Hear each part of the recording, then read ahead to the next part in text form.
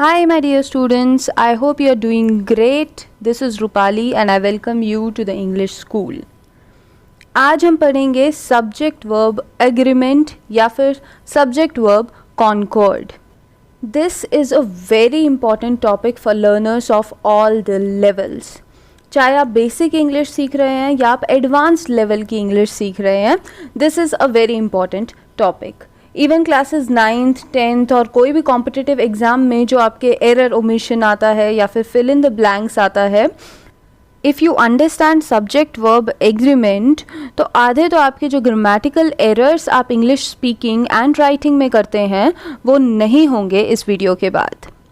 सो हम बहुत easy way में समझेंगे कि सब्जेक्ट वर्ब कॉन्कॉर्ड है क्या और उसके कुछ इम्पॉर्टेंट रूल्स को भी देखेंगे.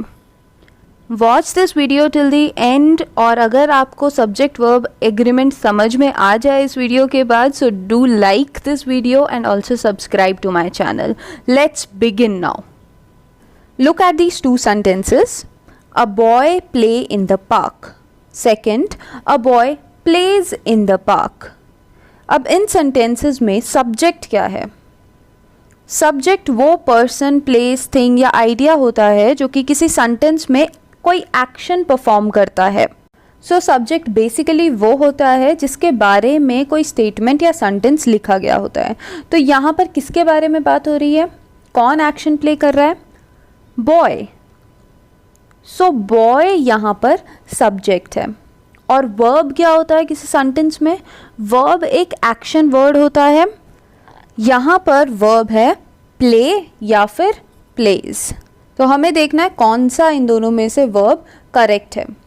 सब्जेक्ट वर्ब एग्रीमेंट हमें ये बताता है कि अगर सब्जेक्ट सिंगुलर है तो वर्ब भी सिंगुलर ही होगा, एंड अगर सब्जेक्ट प्लूरल है तो वर्ब भी प्लूरल ही होगा. अब सिंगुलर क्या होता है? Singular means one and plural means एक से ज़्यादा. तो बॉय वन है या बहुत सारे हैं? बॉय ऑब्वियसली सिंगुलर है, तो उसके साथ जो वर्ब आएगा वो भी सिंगुलर वर्ब आना चाहिए. अब प्ले और प्लेज में से कौन सा वर्ब सिंगुलर है?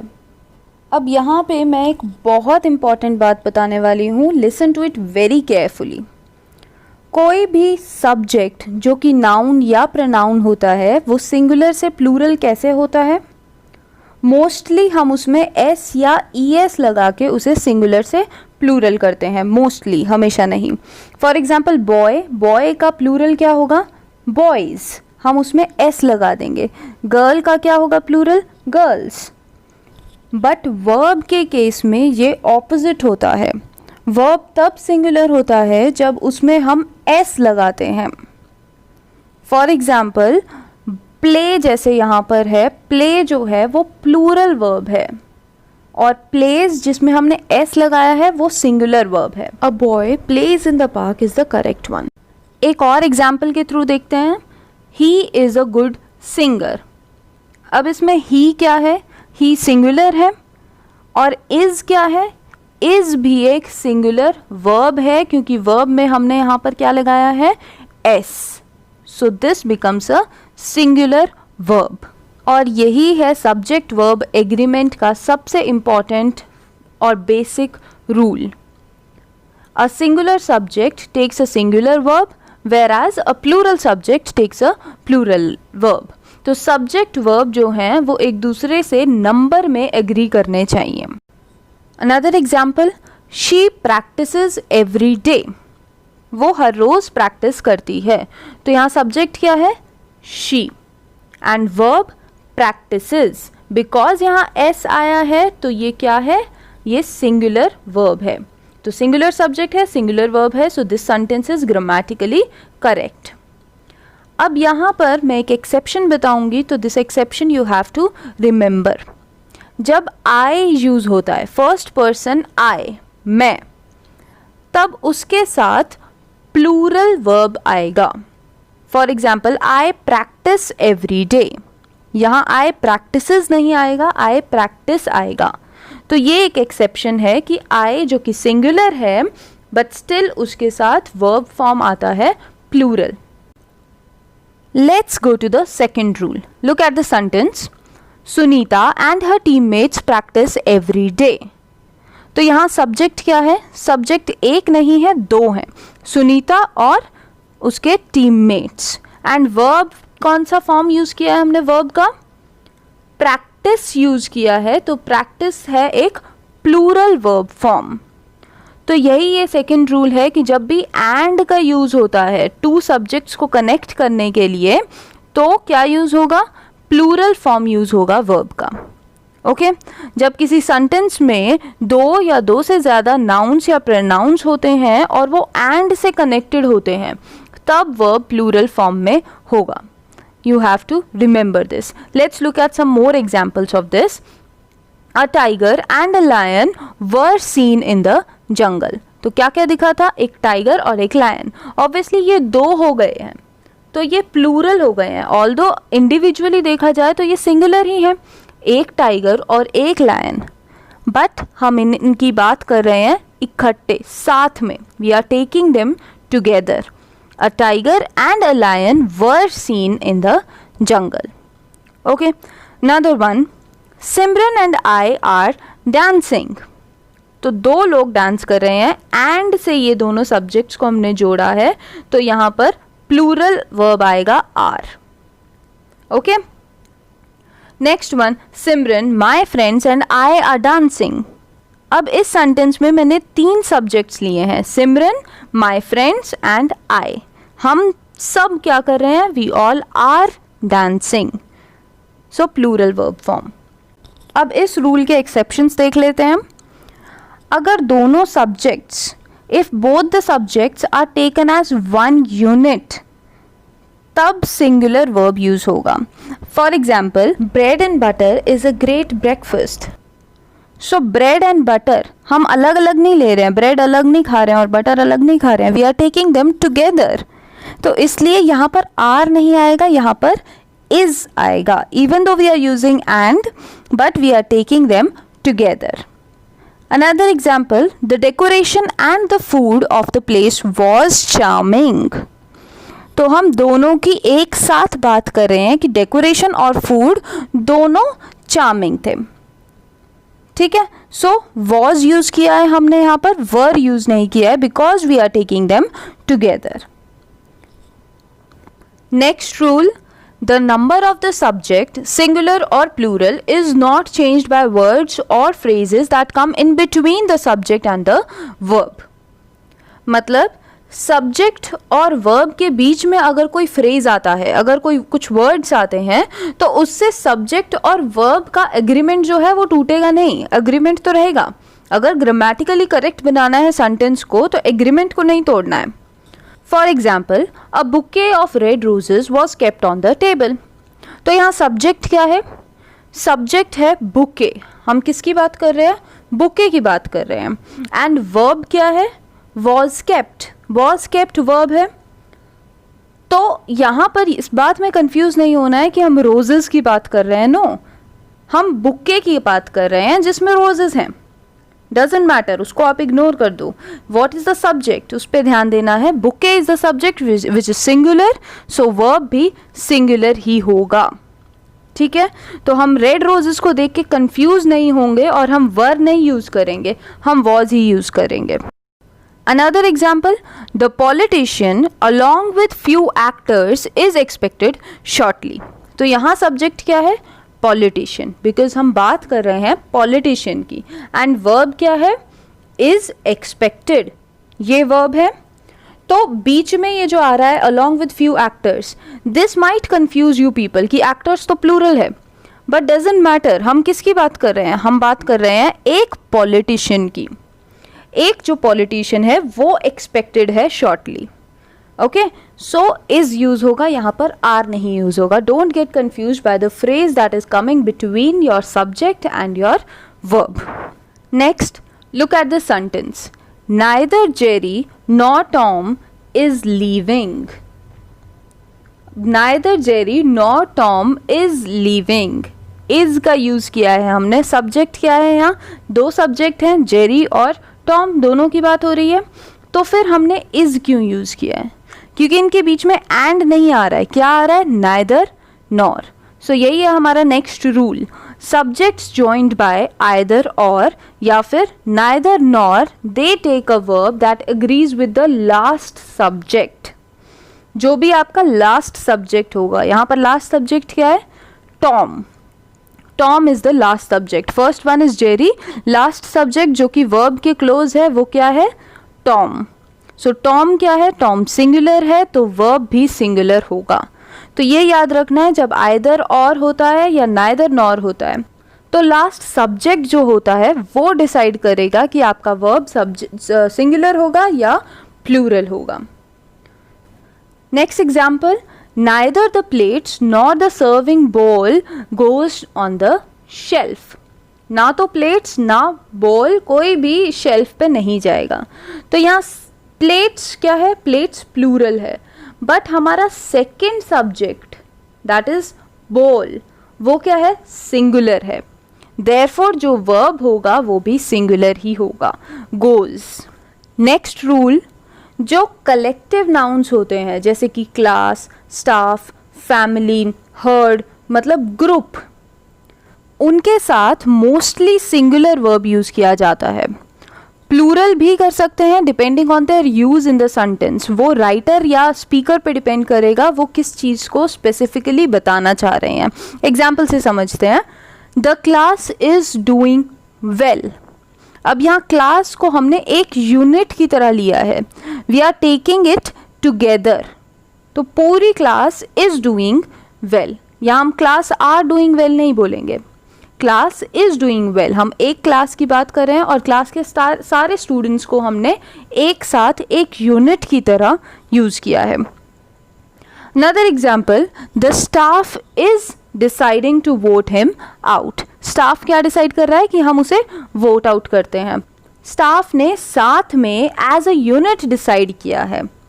ओके तो हम उसको यूनिट की तरह ले रहे हैं इसलिए इज यूज करेंगे. But we can also say the staff are deciding to vote him out. ये थोड़ा सा अजीब लगेगा बोलने में, बट अगर हम एक एक इंडिविजुअल को स्पेसिफिकली बताना चाह रहे हैं कि हर एक इंडिविजुअल ने बोला है तब हम आर का यूज़ करेंगे, बट ये बहुत रेयरली यूज़ किया जाता है. Another example, my family has arrived. मेरी फैमिली आ गई है. आप हिंदी में भी यही बोलते हैं, मेरी फैमिली आ गई है. मेरी फैमिली आ गई है नहीं बोलते हम. तो फैमिली को एक यूनिट की तरह हम ले रहे हैं. अब अगर हम बोलेंगे टू फैमिलीज हैव अराइव्ड, तो टू कलेक्टिव नाउन्स यहाँ पर हम बोल रहे हैं साथ में. टू फैमिलीज, दो अलग अलग फैमिलीज एज टू यूनिट्स आ गई हैं. ओके तब हम हैव का यूज करेंगे, प्लूरल वर्ब का यूज करेंगे. Let's go to the next rule. Some nouns while plural in form are actually singular in meaning. तो कुछ नाउन्स जो कि देखने में प्लूरल लगते हैं बट उनका मीनिंग सिंगुलर होता है, तब वो सिंगुलर वर्ब ही लेंगे. Let's see for example mathematics. Mathematics एक सब्जेक्ट है, ऑल्दो उसके एंड में एस आ रहा है तो वो हमें प्लूरल लगता है, but it's a singular subject, it's a singular noun. So mathematics is a difficult subject. हम ये नहीं बोलेंगे mathematics are a difficult subject, mathematics is a difficult subject. Another example of this one is civics. Civics भी एक subject है, एक subject है, बहुत सारे सब्जेक्ट्स नहीं है, इसलिए civics is an interesting subject, यही बोलेंगे हम. Another one and a very important one जिसमें बहुत लोग बहुत गलतियां करते हैं वो है news. Today's news is as follows. आप ये नहीं बोलेंगे कि today's news are as follows, because news हमेशा इसी फॉर्म में लिखा जाता है. न्यू कुछ नहीं होता है. न्यूज़ चाहे सिंगुलर हो चाहे प्लूरल हो हमेशा एस के साथ ही आता है, and it will always take a plural verb. Next rule, use a singular verb with distances, periods of time and sums of money when taken as a unit. आपको हमेशा हर सेंटेंस में ध्यान देना है कि वो एक यूनिट की तरह यूज़ किया जा रहा है या इंडिविजुअली बहुत सारी चीज़ों की तरह. For example 2 kilometers is too far to walk. यहाँ पर 2 किलोमीटर्स एक यूनिट की तरह लिया गया है, अलग अलग किलोमीटर्स की तरह नहीं, बट 1 यूनिट, 1 डिस्टेंस। सो ये बहुत ज़्यादा डिस्टेंस है ट्रैवल करने के लिए। So 2 kilometres is too far to walk, are नहीं बोलेंगे यहाँ पर हम। Another example, 5 lakh rupees is a big amount. So again we are taking it as 1 unit. 5 lakh rupees is a big amount. Another one, 20 years is a long time. 20 years taken together is a long time. Let's go to the next rule. Doesn't is a contraction of does not and should be used only with a singular subject. Don't is a contraction of do not and should be used only with a plural subject. अब जैसा आपको बताया है कि s जब verb में use होता है तो वो singular verb होता है.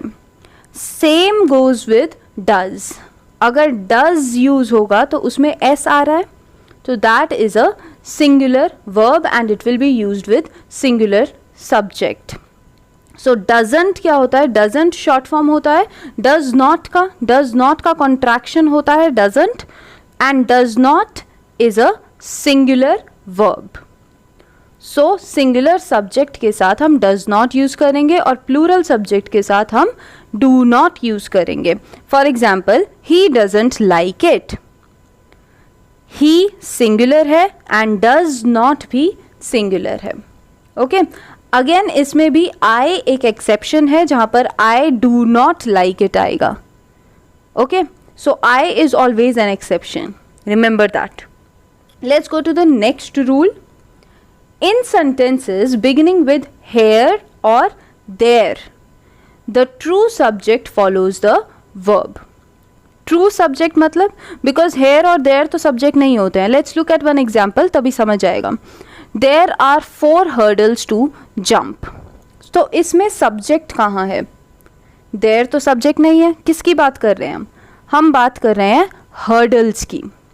ओके, तो hurdles यहाँ पर सब्जेक्ट है और verb क्या है? are verb है.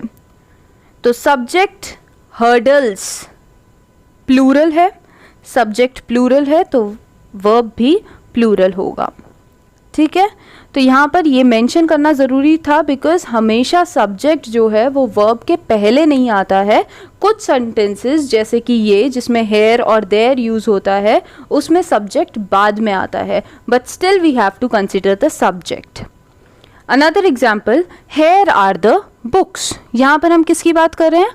बुक्स की. So books will be the subject and again verb is are which is plural.